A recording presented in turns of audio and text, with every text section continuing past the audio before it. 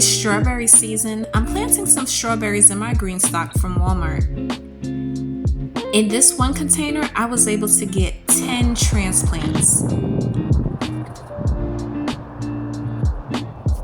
You will see here in my green stock, I am going to add some bone meal, blood meal, and cottonseed meal,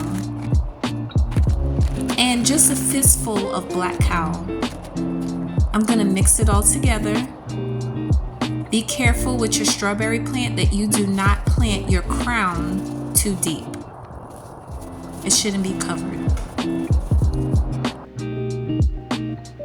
I watered my plants with fish emulsion, and here are my end results. I also am going to companion plant with some bush beans and Swiss chard in my green stock. Please don't forget to like, comment, and subscribe.